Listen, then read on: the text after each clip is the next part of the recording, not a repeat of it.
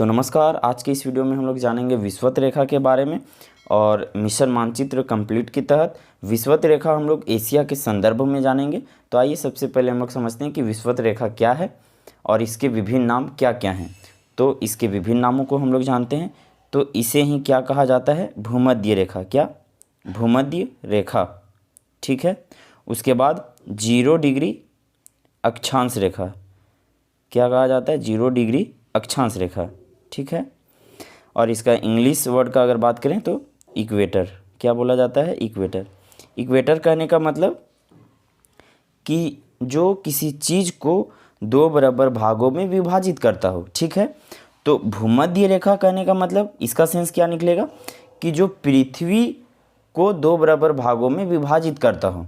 समझ में आ गया? तो जो भूमध्य रेखा है वो एक ऐसी रेखा है जो पृथ्वी को 2 बराबर भागों में विभाजित करता है। ठीक है। और ये रेखा जो है वो खींची गई नहीं है, ये रेखा आपको दिखेगी नहीं।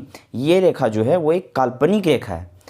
तो विषुवत रेखा कहने का मतलब क्या हुआ कि ऐसी रेखा जो पृथ्वी को 2 बराबर भागों में विभाजित करती हो और वो एक काल्पनिक रेखा हो। ठीक है। तो इसे हम लोग क्या कहते हैं? विषुवत रेखा। यहाँ तक बात क्लियर है कि विषुवत रेखा क्या है और इसके विभिन्न नामों को भी हम लोग समझ गए। लेकिन हम लोग इस वीडियो में क्या समझने वाले हैं कि जो विषुवत रेखा है वो एशिया के किन 2 द्वीपों से होकर विषुवत रेखा गुजरती है। तो आइए हम लोग वही समझेंगे। तो आपको क्लियर होना चाहिए कि जो विषुवत रेखा है वो एशिया के सिर्फ 2 द्वीपों से ही होकर गुजरती है।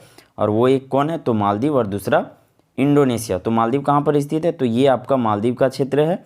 भारत के दक्षिण में हिंद महासागर में स्थित एक द्वीप है मालदीव। यहाँ से विषुवत रेखा गुजरती है। तो एशिया के 2 द्वीपों से होकर विषुवत रेखा गुजरती है। एक आपका मालदीव हो गया और दूसरा इंडोनेशिया। अब आइए हम लोग इंडोनेशिया में समझते हैं कि इंडोनेशिया के किन किन द्वीपों से होकर जो है वो विषुवत रेखा गुजरती है। तो इंडोनेशिया के 4 द्वीप से होकर ये जो है विषुवत रेखा वो गुजरती है। कौन कौन? तो हम लोग आइए उसमें समझते हैं इंडोनेशिया में बहुत ही बारीकी से। तो हम लोग समझते हैं कि इंडोनेशिया के किन किन द्वीपों से होकर विषुवत रेखा गुजरती है। तो सबसे पहले आपको क्लियर कर दें कि इंडोनेशिया में जो है वो 13,000 से भी अधिक द्वीप हैं।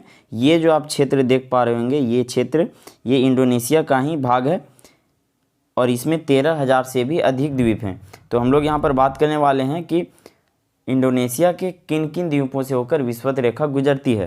तो इंडोनेशिया के 4 द्वीपों से होकर विषुवत रेखा गुजरती है। और वो द्वीप कौन कौन से हैं हम लोग यहाँ पर एक एक करके समझते हैं। पहला जो है वो आपका सुमात्रा है। क्या है? सुमात्रा। आपको जो है ये नाम ध्यान में रखना है कि इंडोनेशिया के 4 द्वीपों से होकर विषुवत रेखा गुजरती है। पहला आपका सुमात्रा हो गया। दूसरा है आपका बोर्नियो। क्या है? बोर्नियो। बोर्नियो। ठीक है। उसके बाद एक है सुलावेसी। क्या है? सुलावेसी। और ये जो आप भाग देख पा रहे होंगे ये जो क्षेत्र है ये आपका है न्यू गिनी। क्या है? New Guinea. इसके बारे में अभी हम लोग बारीकी से जानेंगे न्यू गिनी के बारे में। तो आपको सबसे पहले ये ध्यान में रखना है कि इंडोनेशिया के 4 द्वीपों से होकर विषुवत रेखा गुजरती है। वे द्वीप कौन कौन से हैं? तो सुमात्रा, बोर्नियो, सुलावेसी और न्यू गिनी। ठीक है। यहाँ पर आपका सुमात्रा हो गया, ये आपका बोर्नियो हो गया, ये इस जगह पे सुलावेसी है और ये आपका न्यू गिनी है। तो इन 4 द्वीप से होकर जो है वो विषुवत रेखा गुजरती है। ठीक है। अब हम लोग देखिए थोड़ा सा न्यू गिनी के बारे में जानते हैं हम लोग। तो ये जो क्षेत्र है आपका ये आपका न्यू गिनी का क्षेत्र है। ठीक है। तो ये जो क्षेत्र है ये आपका न्यू गिनी का क्षेत्र है। ओके। और आपको अगर पूछा जाए कि इंडोनेशिया का सबसे पूर्वी द्वीप कौन सा है तो ये आपका न्यू गिनी है। आपको ये क्लियर होना चाहिए कि इंडोनेशिया का सबसे पूर्वी द्वीप कौन सा है तो न्यू गिनी। अब आइए हम लोग न्यू गिनी के बारे में समझते हैं हम लोग यहाँ पर। तो न्यू गिनी पर 2 देशों का अधिकार है। ये जो आप भाग देख पा रहे होंगे इतना भाग ये जो है इसको बोला जाता है पापुआ न्यू गिनी। क्या? Papua New Guinea. और इसकी राजधानी जो है वो क्या है? तो पोर्ट मोरस्बी। क्या है? पोर्ट मोरस्बी। आप इसे भी ध्यान में रख सकते हैं कि पापुआ न्यू गिनी की राजधानी क्या है? तो पोर्ट मोरस्बी। ठीक है। यहाँ पर ये आपका पॉइंट क्लियर हो गया। और ये जो भाग आप देख पा रहे हैं इतना भाग तो इसको बोलते हैं इरियन जया। क्या? इरियन जया।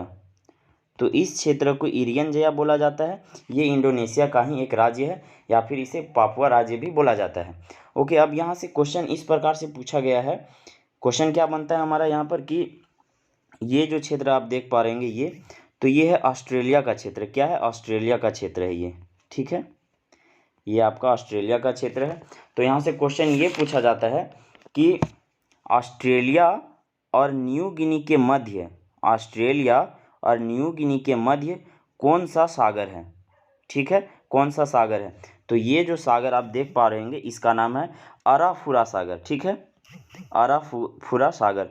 तो ऑस्ट्रेलिया और न्यू गिनी के बीच में कौन सा सागर है? इन दोनों को अलग कौन करता है? तो अराफुरा सागर।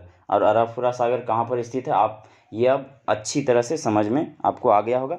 तो फिर मिलते हैं हम लोग नेक्स्ट वीडियो में, और ऐसे ही वीडियो को देखने के लिए आप हमारे चैनल को सब्सक्राइब जरूर करें और इसे ज़्यादा से ज़्यादा लोगों तक शेयर करें। कैसा लगा आपको ये वीडियो आप हमें कमेंट करके अवश्य बताएं। तब तक के लिए नमस्कार, जय हिंद।